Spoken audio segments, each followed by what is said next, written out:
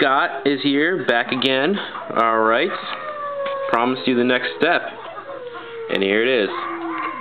Alright, the final step is what you're going to do is the blazing orange with the golden yellow. As you can see right here, this is my little pile right here. It's dried up right now, but mix those two together. I do about half and half. Gets a pretty nice color. It'll look very bright when you're painting it. That's the wet. Of course, it'll dry a little bit more subtle, but still it'll give you that nice pop in the end.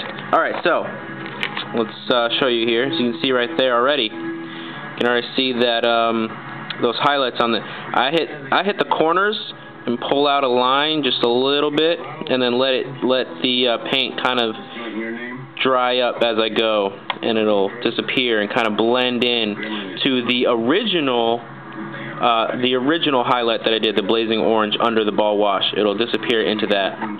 You can see I hit the just the corners, a little bit. Don't cover every angle that you hit.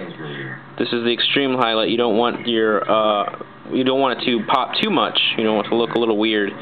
Just hit the corners. You can see the corners. Here, I'll put up, take a little bit of the light there so you can see it a little under a different color. You see? All right. So these are the leg plates, I believe. All right. So there's that. You don't need to do any of the highlights on the back though. All right. So those are the leg plates. Again, you can apply that again to whatever step you're on.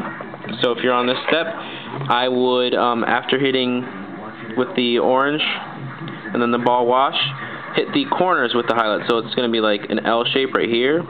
Let it disappear a little bit. Hit this angle right here, a little bit on that. But don't trace your lines. Just the edges, just the corners where the 90 degrees meet. Alright, so this is the final outlook on the plate, the face plate for the sarcophagus. Alright, let's see if it looks different under this light. Okay. Alright, so on that step, after the video before this, it was just the shining gold on top of that, just the shining gold. And then what you do after you let that dry, you follow that up with a little bit of the ochre wash. Put a little bit on it. It won't show too well.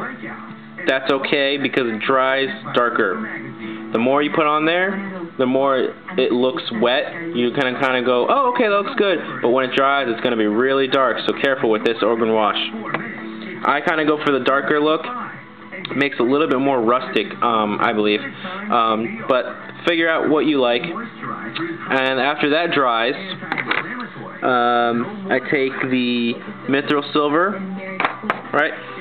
Dry brush. Dry brush is what you do next. You put a little on your brush. Wipe it off a little bit. You can see right here, just wipe it off a little bit so it's nice and dry. And what you do is you go over the shining gold just in some of the raised areas and trying to get that dry brush paint on there on the raised edges. What that does is it looks like the paint on the Furioso Dreadnought, the gold is chipping away, so it looks like it's faded in time. Nice little relic. Alright, so that's the face plate right there. And I did paint, I don't know if you can see that too well. The camera's not in focus for that close. But I did paint the name in there, Furioso. Alright, so that's the back. You're not going to see any of this because it's going to fit. It's going to fit right over the hole right there.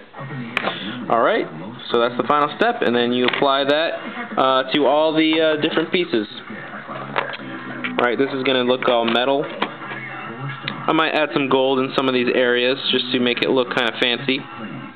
Alright, so then the different colors is going to be on the plates here, on the arm plates.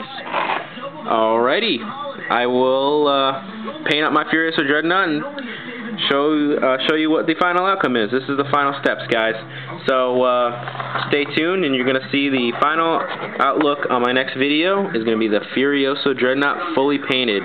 Alright, can't wait.